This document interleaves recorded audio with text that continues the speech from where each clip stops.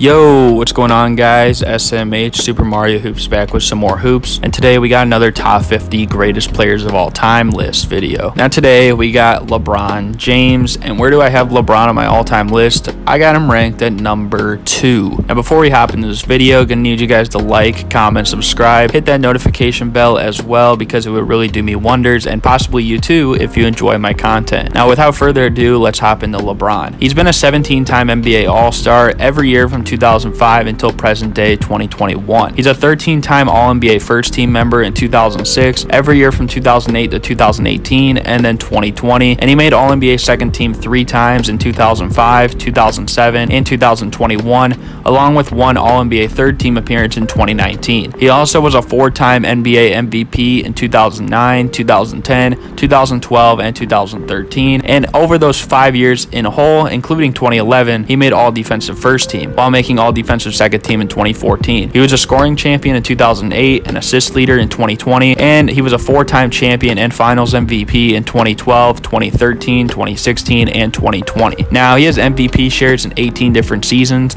11 where he was a top 3 finisher. He's been a 4-time runner-up in 2006, 2014, 2018, and 2020, and a 4-time winner. But to put it simply, LeBron didn't deserve any MVP he didn't win. I mean, Giannis and Durant were top-notch MVPs. Now, Harden's and Nash's were maybe a lower scale MVP, but they still did more for their team's regular season success than LeBron that year. As for 2011, that's just a myth by heavy LeBron fans, because there's no way, shape, or form that he deserved the MVP more than Derrick Rose. But let's look at LeBron's rankings and some all-time stats. 35,367 points, 3rd all-time. 27 points per game is 6th all-time. 9,696 assists is 8th all-time. 7.4 assists per game is 23rd all-time. 2,063 steals is 13th all-time. 58.7% true shooting is 45th all-time. 27.4 PER is 2nd all-time. 242 win shares is 3rd all-time. 168.8 offensive win shares is 2nd all-time. 73.3 defensive win shares is 14th all-time. A .232 win share per 48 rating is 6th in NBA history. He ranks 2nd all-time in both BPM and offensive box plus minus with an 8.9 and 7.1 respectively. And 137.3 VORP rating puts him 1st in NBA history. But now let's check LeBron's playoff resume. Now, statistically in the playoffs, LeBron slightly improves.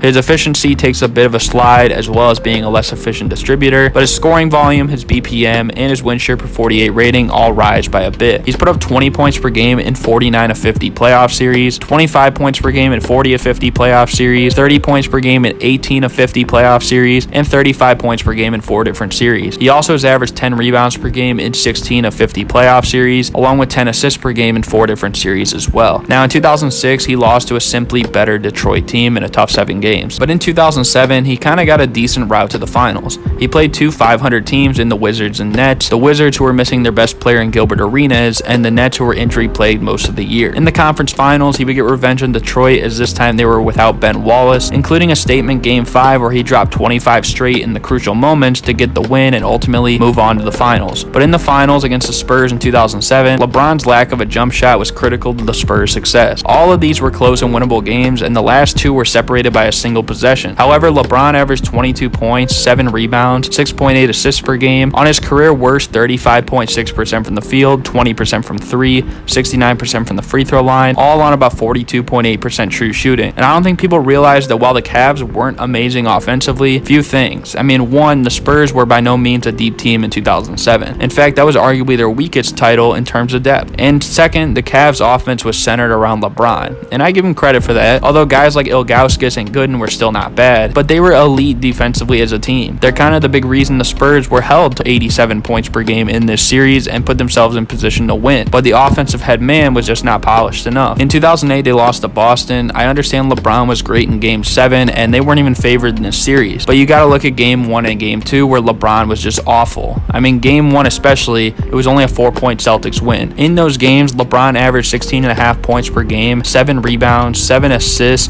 8.5 turnovers on 19% from the field, 0% from 3, 74% from the free throw line on 31.7% true shooting, which in comparison for LeBron fans is even worse efficiency than what Kyle Kuzma shot in the playoffs last year. And although he got better, he still shot just as poor of efficiency that series as the 2007 finals the year prior, and actually was more turnover prone this series too. And if they advanced, they might have won a title that year, or at least made the finals to play Kobe Kobe's Lakers, and that's something everyone looked forward to. In 2009 against Orlando, I'm not holding anything against LeBron. He was great. So was Dwight Howard. The only thing is that the Cavs were favored to win, but regardless, I still don't look at this as a series against LeBron's legacy. However, in 2010, I do. I mean, they were up 2-1 in the series until LeBron quit, because he honestly did. He was bad the final 3 games of the series, especially the fourth quarter. LeBron in games 4 to 6, after going up 2-1, averaged 21 points, 11 rebounds, 8 assists, 6 turnovers on 34, 15, 74 shooting splits. But just wait, because there's another one to come, which is even worse for LeBron. Yep, we're in 2011. And honestly, as a whole, this whole run is kind of overhyped for LeBron. For one, he wasn't more efficient in any series than his normality. Not the Sixers series, not the Celtics, not the Bulls, or the NBA Finals. Against Boston, he wasn't even the best player of that series. It was D Wade. And this might be one of the most underrated times where LeBron wasn't the best on his team for a series, because in the second round, it was Wade. Now, in the 2011 Eastern Conference Finals, LeBron was.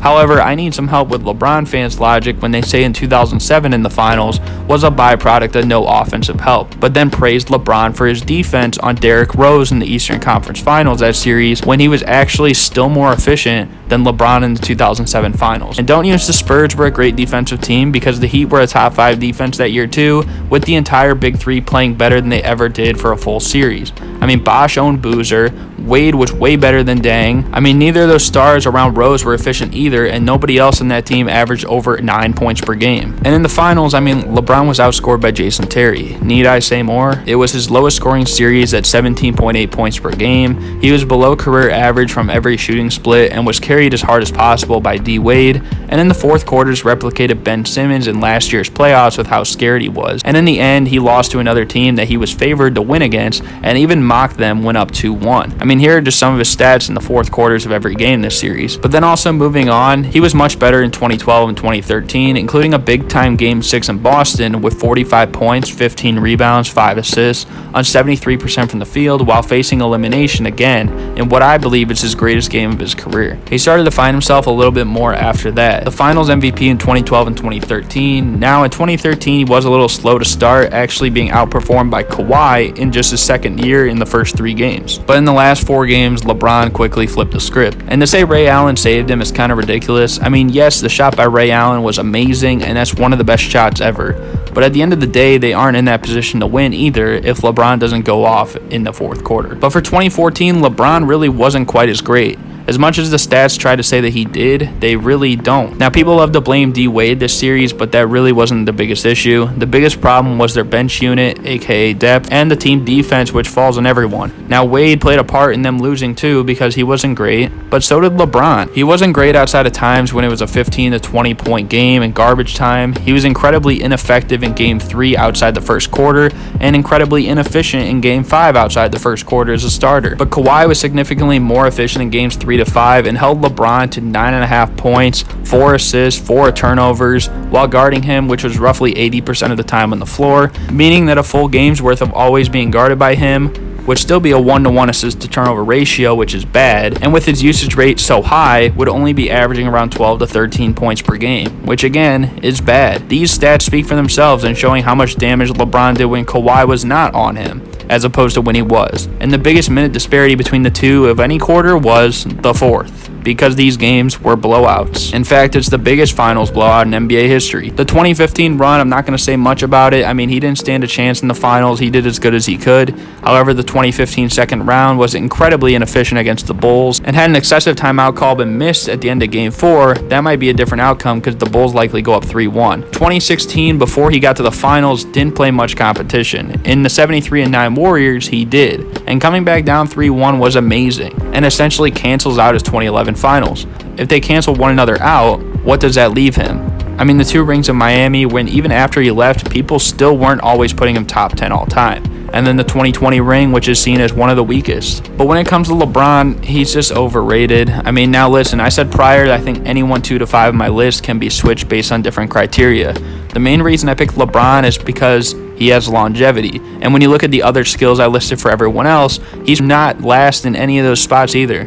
But he simply is not and will not at this stage of his career ever surpass Michael Jordan. MJ has more MVPs, he has more rings, he never lost as a favorite, never was outplayed by his own teammate in the playoff series like the 2011 Celtics series to Wade or the 2020 Western Conference Finals to AD. He didn't melt down like the 2011 Finals or quit like the 2010 Celtics series. And LeBron even quit kind of in the 2021 Suns series, but I guess they want to forget about that too. And the biggest thing is that MJ never left. Look, when he got a rookie Scottie Pippen, he was no better than LeBron getting Ingram and Kuzma at the start. But you know what? He pushed him to be better and made him work to improve. People act like Scottie Pippen was always destined for basketball greatness, yet they don't realize he started out as an equipment manager in college. I mean, by no means was he a star from the jump. But what LeBron did to turn into the GM and trade them, I mean, why? To make super teams. And he did it in Miami, joining the Big Three. He did it in Cleveland, and it's funny people act like it wasn't one just because Love wasn't as good there as in Miami, although neither was Bosh in Miami as opposed to Toronto. And LeBron even made that trade because he didn't want to develop Bennett,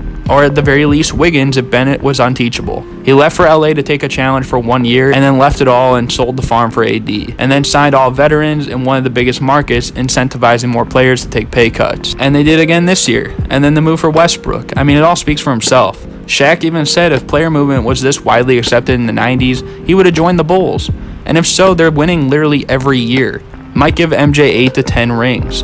In the end, LeBron is great, I'm not denying that, but he is closer with the pack behind him, not the lone wolf ahead. So I hope you guys enjoyed this video. If you did, be sure to like, comment, subscribe. Look, I'm not saying that LeBron is a bad player by any means, but he just simply isn't on the level of Michael Jordan. But I hope you guys can respect that. I hope you guys enjoyed this video, and I think that's going to do it for me, so I'm out. Peace.